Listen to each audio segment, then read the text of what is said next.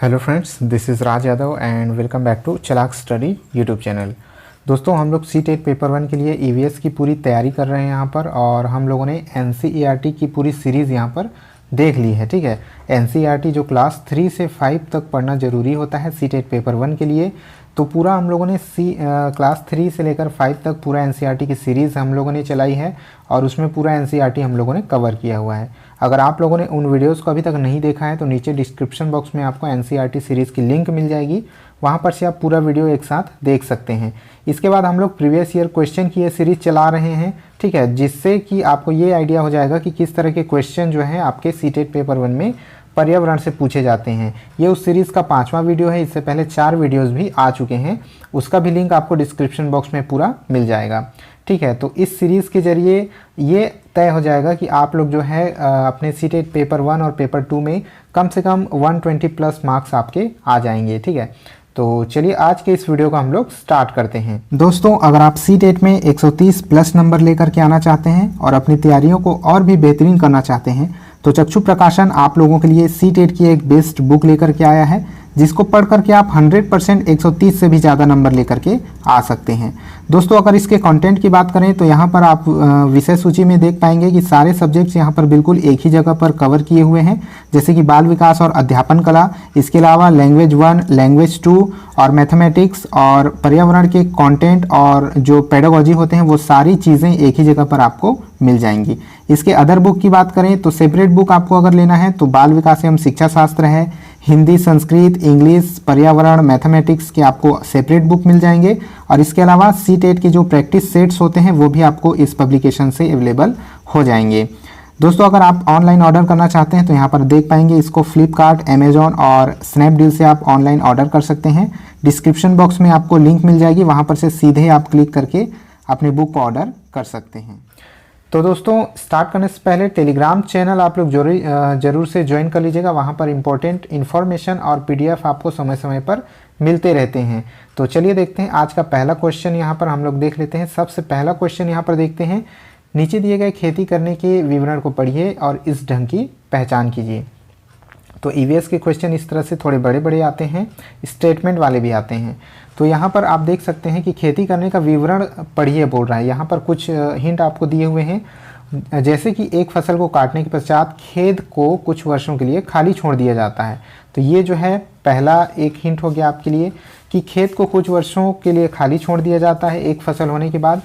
Second दिया गया है कि उसमें कुछ भी नहीं उगाया जाता, इस भूमि में बांस या अन्य खरपतवार जो भी कुछ उग आता है उन्हें उखाड़ा नहीं जाता बल्कि काटकर जला दिया जाता है। यह राख भूमि को उर्वर बनाती है, ठीक है, उपजाऊ बनाती है। जब यह भूमि खेती के लिए तैयार हो जाती है तब उसे हल्का सा खोद देते हैं, भूमि को जोता नहीं जाता है, उस पर बीज छिड़क दिया जाता है। ठीक है, उस पर बीज जो है छिड़क दिए जाते हैं। तो ये कुछ हिंट दिए गए हैं खेती के। अब आपको इससे पहचानना है कि ये किस तरह की खेती है। ठीक है, ऑप्शन है आपके सहकारी खेती, सीढ़ीनुमा खेती, झूम खेती या फिर सिंचाई खेती। तो क्वेश्चन बहुत ही सिंपल है, ये आपके एनसीईआरटी में इसके बारे में पूरा डिटेल से दिया हुआ है। ठीक है, तो एनसीईआरटी की सीरीज़ आप लोग जरूर देख लीजिएगा, उसमें हम लोगों ने ये चैप्टर किया हुआ है। तो इसका जो राइट आंसर होगा दोस्तों, आप अपना आंसर भी देते चलिएगा, वीडियो को पॉज करके अपना आंसर बनाते चलिए, साथ ही कमेंट बॉक्स में भी अपना आंसर देते चलिए। इसका जो राइट आंसर होगा वो हो जाएगा ऑप्शन नंबर 2, झूम खेती। ठीक है, यहाँ जितने भी हिंट दिए गए हैं, जितनी भी निशानियाँ बताई गई हैं, वो सभी झूम खेती के अंतर्गत आती हैं। ठीक है, तो चलिए बढ़ते हैं आगे। क्वेश्चन नंबर 2, जब कोई सपेरा अपने वाद्य यंत्र बीन को बजाता है, जब सपेरा अपने बीन को बजाता है तो सांप उसकी ध्वनि पर अपने सिर को इधर उधर घुमाता है। ये तो आप लोगों ने देखा भी होगा या फिर कहीं टीवी में या फिर जो है सुना होगा जरूर। आपके विचार में सांप वाद्य यंत्र के प्रति अनुक्रिया कैसे कर रहा है? ऑप्शन है आपके उस वाद्य यंत्र द्वारा उत्पन्न कंपनों के प्रति अनुक्रिया करके, ऑप्शन नंबर 2 है उस वाद्य यंत्र को सूंघ कर, ऑप्शन नंबर 3 है उस वाद्य यंत्र की ध्वनि को सुनकर, या फिर ऑप्शन नंबर 4 है उस वाद्य यंत्र की गति को देखकर। तो वो क्यों अपने सिर को हिलाता है बीन बजने के साथ साथ? क्या बीन के कंपन के द्वारा, या फिर वाद्य यंत्र को सूंघ के उसकी ध्वनि को सुनकर, या फिर देखकर? तो इसका जो राइट आंसर होगा, अपना आंसर देते चलिए। इसका राइट आंसर होगा दोस्तों ऑप्शन नंबर 1, उस वाद्य यंत्र द्वारा उत्पन्न कंपनों की जो है प्रति अनुक्रिया करके। तो वो क्या करता है, उससे जो कंपन होता है, ठीक है, उससे जो कंपन निकलती है, उसके ध्वनि से जो कंपन आती है, उस कंपन को सांप जो है महसूस कर सकता है। इसके अलावा वो सुन नहीं सकता, सांप के कान नहीं होते, वो सुन करके अपने सिर को नहीं हिलाता, बल्कि वाद्य यंत्र के द्वारा उत्पन्न कंपन के प्रति अनुक्रिया करता है वो। आगे बढ़ते हैं क्वेश्चन नंबर 3। क्वेश्चन नंबर 3 है दोस्तों, मानवों के पेट में अमाशय रस की प्रकृति डैश होती है और वह भोजन के पाचन में सहायता करता है। तो जो मानवों के पेट में अमाशय रस होता है उसकी प्रकृति कैसी होती है? ऑप्शन है आपके उभयधर्मी, उदासीन, अम्लीय या फिर क्षारीय। तो इसका आंसर आप लोग वीडियो को पॉज करके जरूर दीजिएगा, ठीक है। तो इसका जो राइट आंसर होगा दोस्तों वो हो जाएगा आपका अम्लीय, ठीक है। तो मानव के पेट में जो अमाशय रस होता है उसकी प्रकृति कैसी होती है? उसकी प्रकृति होती है अम्लीय। आगे बढ़ते हैं क्वेश्चन नंबर 4। कांच तथा जार, ठीक है, कांच के जार, ये हो जाएगा यहाँ पर के। कांच के जार तथा बोतलों को उनमें अचार भरने से पूर्व की धूप में अच्छी तरह सुखाया जाता है, ऐसा क्यों? यानी कि जब किसी बोतल में जब कोई जार होता है जिसमें अचार डाला जाता है तो उससे पहले उसको धूप में अच्छी तरह सुखाया जाता है, यानी धोने के बाद अच्छी तरह सूख जाने के बाद ही उसमें अचार डाला जाता है, ऐसा क्यों?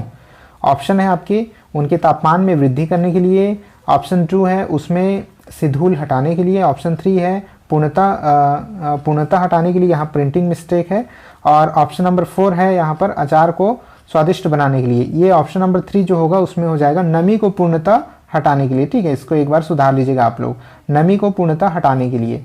तो दोस्तों यहाँ पर जो राइट आंसर होगा वो हो जाएगा ऑप्शन नंबर 3 आपका हो जाएगा, नमी को पूर्णतः हटाने के लिए। तो होता क्या है, जब जार के अंदर अगर कोई नमी होती है तो वो अचार को खराब कर सकती है, इस वजह से पूरी नमी को सुखाने के लिए उसको धूप में अच्छी तरह सुखाया जाता है, ठीक है। इसके अलावा तापमान में वृद्धि करने के लिए नहीं किया जाता, धूल हटाने के लिए नहीं किया जाता, और अचार को स्वादिष्ट बनाने के लिए ऐसा नहीं किया जाता, बल्कि उसके नमी को पूरी तरह से हटाने के लिए ऐसा किया जाता है। आगे बढ़ते हैं क्वेश्चन नंबर 5। रेनू की दादी उसे एक सूखा कुआं दिखाते हुए बताती है कि 15-20 वर्ष पहले कुएं में पानी था, लेकिन अब पूर्णतः सूख गया है। कुएं में पानी सूखने के क्या कारण हो सकते हैं आपको बताना है। स्टेटमेंट यहाँ कुछ दिए हुए हैं, स्टेटमेंट देख लीजिए। पेड़ जो है कुएं तथा उनके आसपास के स्थान की मिट्टी को अब सीमेंट से ढक दिया गया है, यानी पेड़, कुएं और उसके आसपास के स्थान की मिट्टी को सीमेंट से ढक दिया गया है। स्टेटमेंट 2 है आसपास के इलाकों में बहुत सारे बोरिंग पंप लग गए हैं। ऑप्शन नंबर 3 है प्रत्येक व्यक्ति के घर में अब नल होने के कारण कोई भी कुएं का प्रयोग नहीं करता है, ठीक है। वैसे देखा जाए तो तीनों ऑप्शन सही है, बट तीनों स्टेटमेंट सही है, लेकिन ऑप्शन देने के हिसाब से आपको उत्तर का चुनाव करना है। तो ऑप्शन है आपके 1 और 2, ऑप्शन 2 है केवल 3, ऑप्शन 3 है केवल 1 और ऑप्शन 4 है केवल 2। तो यहाँ जो राइट आंसर होगा दोस्तों वो हो जाएगा ऑप्शन नंबर 1, यानी कि 1 और 2, स्टेटमेंट नंबर 1 और 2 यहाँ पर राइट आंसर हो जाएगा, ठीक है।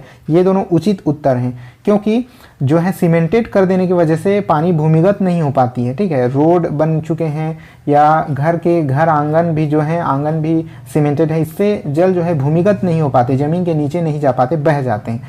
इस वजह से कुएँ सूखने लगे हैं, क्योंकि कुएँ में पानी आता कहाँ से है? भूमिगत जल ही जो है कुएँ में पानी भरता है, ठीक है। तो ये जो है भूमिगत जल का वाटर लेवल जो होता है, जल स्तर, वो कम हो गया है सीमेंटेड करने की वजह से। इसके अलावा आसपास के इलाकों में बहुत सारे बोरिंग पंप लग गए हैं, तो जो बोरिंग पंप होते हैं वो भूमिगत जल को ही खींचते हैं ऊपर, वाटर लेवल जिसकी वजह से नीचे चला जाता है और इस वजह से कुओं में पानी नहीं रहता, कुएँ सूख जाते हैं। तो इसका राइट आंसर होगा ऑप्शन नंबर 1। अब दोस्तों हम लोग देखते हैं क्वेश्चन नंबर 6। क्वेश्चन नंबर 6 है बगुला भैंस पर बैठता है क्योंकि। तो क्यों बैठता है बगुला जो है भैंस पर क्यों बैठता है? आप लोगों ने अक्सर देखा होगा बगुला जो है भैंस पर या फिर गायों पर बैठा होता है, वो ऐसा क्यों करता है? ऑप्शन है बगुला तथा भैंस में सहजीवी का संबंध है, ऑप्शन नंबर 2 है बगुला मनोरंजन के लिए भैंस पर बैठता है, ऑप्शन नंबर 3 है भैंस बगुले को एक स्थान से दूसरे स्थान तक आने जाने में मदद करती है, या ऑप्शन नंबर 4 है बगुला भैंस को डराना चाहती है, ठीक है। तो वीडियो को पॉज करके आंसर दीजिए अपना। यहाँ जो राइट आंसर होगा दोस्तों वो हो जाएगा ऑप्शन नंबर 1, बगुला तथा भैंस में सहजीवी का संबंध होता है। अब ये सहजीवी का संबंध है क्या दोस्तों? ये जो होता है ये एक दूसरे को हेल्प करने का संबंध होता है, ठीक है। यानी कि बगुला भैंस की हेल्प करता है, इस वजह से भैंस बगुला को अपने ऊपर बैठने देता है। तो उसकी हेल्प कैसे करता है। दोस्तों भैंस के जो शरीर होता है, भैंस की पीठ भी या भैंस के शरीर में बहुत सारे जुएँ हो जाते हैं, तो वो उन जुओं को हटा नहीं सकता भैंस, तो बगुला क्या करता है, वो उन जुओं को हटा देता है उनके पीठ पर बैठ करके। इस वजह से वो बगुला को अपने पीठ पर बैठने देता है। आगे बढ़ते हैं क्वेश्चन नंबर 7। निम्नलिखित में से जड़ का कौन सा कार्य पौधे के लिए नहीं है। तो जड़ का कौन सा कार्य पौधे के लिए नहीं है, यानी पौधे के लिए जो जड़ है वो कौन सा कार्य नहीं करता इनमें से। ऑप्शन नंबर 1 है भोजन का भंडारण या संचय करना। ऑप्शन नंबर 2 है ह्यूमस उपलब्ध कराना। ऑप्शन नंबर 3 है पौधों को सहारा देना, या फिर ऑप्शन नंबर 4 है जल तथा खनिजों का अवशोषण करना। तो अपना आंसर देते चलिए वीडियो को पॉज करके। दोस्तों इसका जो राइट आंसर होगा क्वेश्चन नंबर 7 का, वो हो जाएगा ऑप्शन नंबर 1 हो जाएगा, भोजन का जो है भंडारण या संचयन करना। तो जड़ का ये काम नहीं होता है, ये काम किसका होता है, ये काम पत्तियों का होता है। कुछ ऐसे जो हैं पौधे होते हैं या कुछ ऐसे खाद्य पदार्थ होते हैं जिनके जड़ उनके लिए भोजन इकट्ठा करते हैं, जैसे कि जो शलजम, चुकंदर वगैरह जो होते हैं वो ऐसा करते हैं। बट बाकी चीज़ें जो हैं जड़ों का कार्य ये नहीं होता है, भोजन का भंडारण करना नहीं होता है, ये काम पत्तों को होता है। बाकी ये 3 चीज़ें जड़ों का काम होती है, जैसे ह्यूमस उपलब्ध कराना, पौधों को सहारा देना और जल तथा खनिज का अवशोषण करना। आगे बढ़ते हैं क्वेश्चन नंबर 8। कर्णम मल्लेश्वरी, देखिए फिर से कर्णम मल्लेश्वरी के बारे में आ गया। ये बहुत ही इंपॉर्टेंट चैप्टर है, इससे एक भी पॉइंट आपको छूटना नहीं चाहिए इससे, और क्वेश्चन अधिकतर चांस रहते हैं कि इस टॉपिक से क्वेश्चन जरूर आएंगे। तो कर्णम मल्लेश्वरी के विषय में नीचे दिए गए कथनों पर विचार कीजिए। कुछ कथन दिए गए हैं, उन पर आपको विचार करना है, उसके बाद अपना आंसर बनाना है। स्टेटमेंट 1 है वह अंतर्राष्ट्रीय ख्याति प्राप्त भारोत्तोलक या वेट लिफ्टर है। स्टेटमेंट 2 है वह कर्नाटक की है। स्टेटमेंट 3 है उसने अपने नाम बहुत से रिकॉर्ड बनाए हैं, वह 130 किलोग्राम तक का भार उठा सकी थी। स्टेटमेंट 4 है जब वह 12 वर्ष की थी तभी से वह भार उठाने का अभ्यास करने लगी थी। सही कथन कौन से हैं? तो यहाँ पर जो राइट आंसर होगा वो हो जाएगा ऑप्शन नंबर 2, यहाँ पर राइट आंसर हो जाएगा। यानी कि स्टेटमेंट 1, 3 और 4 सही है, यानी कि 2 गलत है। तो 2 क्यों गलत है? वह कर्नाटक की है, ये गलत है। तो वो कहाँ की थी? कर्णम मल्लेश्वरी जो है आंध्र प्रदेश की थी, इसको याद रखिएगा, ठीक है। कहाँ की थी? आंध्र प्रदेश की थी। तो ये इसका सही उत्तर हो जाएगा। आगे बढ़ते हैं क्वेश्चन नंबर 9। सीढ़ीदार कुएं अथवा बावली, जिसको बावड़ी भी कहा जाता है, से संबंधित निम्नलिखित कुछ कथन दिए गए हैं। फिर से स्टेटमेंट दिए गए हैं बावड़ी से रिलेटेड। तो स्टेटमेंट 1 है वे जल भंडारण तथा संरक्षण की पारंपरिक व्यवस्था है। जो है स्टेटमेंट 2 है सामुदायिक स्रोत के रूप में उनका प्रयोग होता है। स्टेटमेंट 3 है उनका निर्माण मुख्यतः वर्षा रहित राज्यों में होता है। स्टेटमेंट 4 है उनमें केवल संदूषित जल होता है। उपरोक्त में से कौन सा कथन सही है या फिर सही हैं? ठीक है, तो जरूर वीडियो को पॉज करके आंसर अपना देते चलिएगा। यहाँ पर जो आपका राइट आंसर होगा वो हो जाएगा ऑप्शन नंबर 2। ठीक है, यहाँ पर कौन सा कथन सही है पूछा जा रहा है, तो 1, 2, 3 सही है। क्यों सही है? वे जल भंडारण तथा संरक्षण की पारंपरिक व्यवस्था है, ये सही है। स्टेटमेंट 2 सही है, सामुदायिक स्रोत के रूप में उनका प्रयोग किया जाता है। और स्टेटमेंट 3 भी सही है, उनका निर्माण मुख्यतः वर्षा रहित राज्यों में किया जाता है। ये जो बावड़ी का निर्माण है वर्षा रहित राज्यों में जल भराव के लिए किया जाता है, ताकि वहाँ पर जल इकट्ठा किया जा सके। और स्टेटमेंट 4 आपका यहाँ पर रॉन्ग हो जाएगा। चलिए आगे बढ़ते हैं क्वेश्चन नंबर 10, आज का लास्ट क्वेश्चन।